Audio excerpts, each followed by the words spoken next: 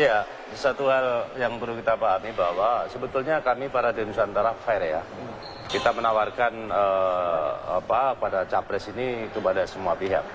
Tetapi yang mempunyai berani membuat komitmen tertulis dan tegas adalah capres nomor 1 Pak Prabowo Subianto. Seperti yang disampaikan oleh Ketua Umum PDI tadi, bahwa beliau Pak Prabowo dengan tegas membuat 2 surat pernyataan tertulis. Yang pertama adalah masalah pernyataan 1 desa 1 miliar.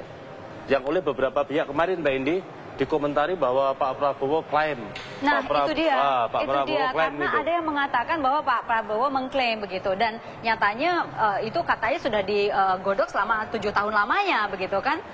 Perlu saya luruskan, Pak Prabowo membuat surat pernyataan 1 desa 1 miliar itu pada bulan Oktober 2013. 2013? Sementara Undang-Undang Nomor 6 Tahun 2014 tentang desa ini ditetapkan, diundangkan di Lembaran Negara tanggal 15 Januari 2014. Mas Sudir, Pak Priyo, saya mau menunjukkan ini juga ini.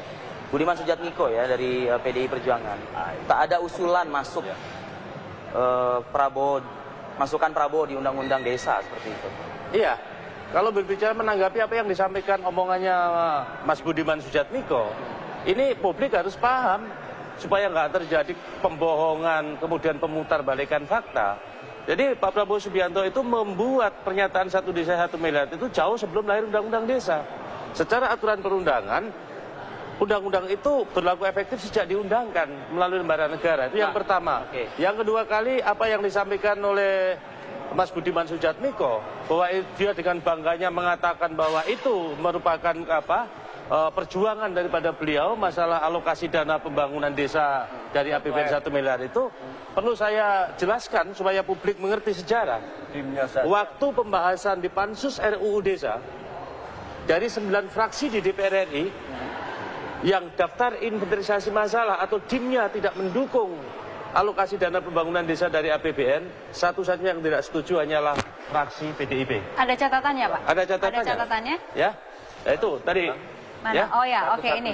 Satu-satunya fraksi yang tidak setuju adanya alokasi dana pembangunan desa 10% dari APBN adalah hanya fraksi PDIP. Dengan alasan tidak setujunya apa? Karena waktu itu Oposisi.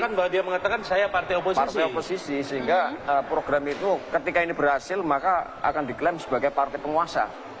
Ya, sekarang ditambah isu lagi. Apa yang dikatakan? Mereka sekarang ini tetangga sebelah sedang akan mengusulkan perangkat desa menjadi PNS secara bertahap. Bagus, tetapi sejarah juga harus diungkap. Waktu perjuangan lahirnya Undang-Undang Desa, kita tahu bahwa fraksi yang mendukung adanya aspirasi perangkat desa PNS bisa kita lihat, 1 fraksi Gerindra, yang kedua kali fraksi Demokrat, yang ketiga kali fraksi Amanat Nasional, yang keempat kali fraksi Golkar, yang kelima kali fraksi Hanura, yang keenam kali adalah fraksi PKB. Ini fakta sejarah. Tidak ada fraksi PDIP yang mendukung perangkat desa PNS. Jangan kemudian tiba-tiba dulu kita digebukin gitu. Sekarang setelah kita butuh aparatur pemerintah desa perangkat desa, kemudian memberikan permen karet lagi, menyatakan janji bahwa akan diangkat secara bertahap, yang benar saja. Jadi daya saya di sini hanya lebih mengungkapkan fakta sejarah dengan bukti yang ada, yang bisa dipertanggungjawabkan. Saya ingin ke Mas Priyo nih Mas, Pansus Undang-Undang Desa tidak pernah didengarkan katanya seperti itu. Baik itu usulan dan lain sebagainya yang disampaikan oleh Budiman Sujatmiko. Anda yang berada di DPR seperti apa nih Mas? Ya, saya pimpinan DPR yang mengkoordinasi membawai undang-undang tentang politik dalam negeri termasuk undang-undang tentang desa. Saya yang memimpin sidang paripurna ketok palu undang-undang tentang desa. Apa yang disampaikan oleh Ketua Umum Parade Nusantara maupun Ketua Umum Perangkat Desa tadi itu adalah kesaksian sejarah. Nyatanya demikian. Fraksi saya di sini adalah fraksi Partai Golkar terdepan. Demikian pula Gerindra terdepan memimpin itu.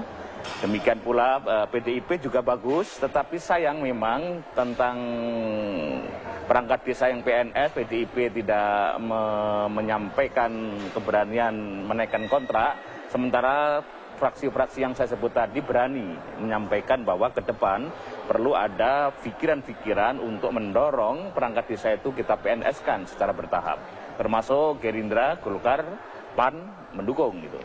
Kemudian yang kedua tentang ini tadi, ini harus saya luruskan dikit. Pak Prabowo Subianto itu memberikan dukungan itu jauh hari sebelum undang-undang ini saya ketok palu di sidang paripurna. Dan itu tidak banyak tokoh yang berani menaikkan kontrak di depan lautan massa demonstrasi perangkat-perangkat desa dan kepala desa itu pada saat itu. Kami pun saat itu tidak banyak memberikan, kalau pimpinan DPR, kami saat itu di kap mobil, masih ingat ya, saya di kalung sejarah yang jangan juga ditutup-tutupin, karena nyatanya ke Pak Prabowo kami nilai sangat terdepan dalam membela ini untuk membalikkan sistem pembangunan kita mulai dari desa kemudian ke kota. Kalau boleh saya tambahin sebetulnya. Sebagai penutup lah. Ya, untuk menanggapi apa pernyataan dari Mas Budiman Sujatmiko bahwa Pansus RUU Desa di DPR tidak pernah mendengar aspirasi dari Pak Prabowo Subianto. Ini saya jelaskan. Pak Prabowo Subianto bersinergi dengan Parade Nusantara itu sejak tahun 2003. 2003? Iya, ketika beliau mensponsori kami deklarasi Parade Nusantara di Stadion Mojosari, Mojokerto, Jawa Timur saat itu. Itulah yang membuat inspirasi Parade Nusantara terus berjuang demi rakyat yang konteksnya adalah undang-undang desa. Sebetulnya motor dan gagasan itu dari Pak Prabowo 2003, sebelum beliau punya Gerindra. Terus berlanjut sampai ke sini. Nah, kalau Mas Budiman mengatakan bahwa saya belum pernah di Pansus mendengar aspirasi langsung dari Pak Prabowo, nggak fair dong. Karena beliau sudah disampaikan melalui Gerindra kan. Dia punya partai. Yang kedua kali Parade Nusantara sebetulnya suara Prabowo Subianto. Kalau saya mau fair seperti itu. Jadi marilah kita bicara dengan argumen, jangan dengan sentimen. Marilah kita bicara dengan fakta dan data. Berbicara tentang undang-undang desa ini, jangan ngoyo-woro lah ngomongnya. Karena isu undang-undang desa itu isu seksi. Oleh karena itu buat saya, atas lahirnya undang-undang desa itu kemudian melahirkan 3 kelompok.